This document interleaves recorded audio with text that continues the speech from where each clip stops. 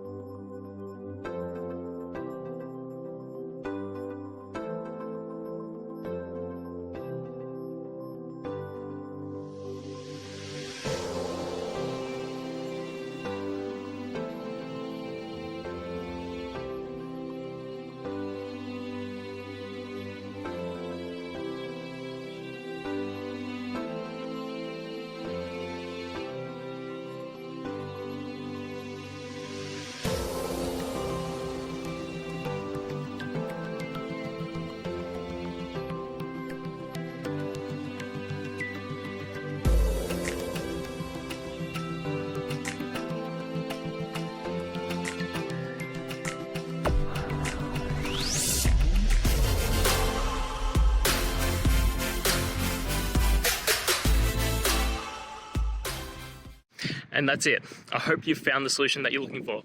If you did, please hit subscribe. I'd really appreciate it. And until the next time that you need technical help, I hope you have a good one. Cheers.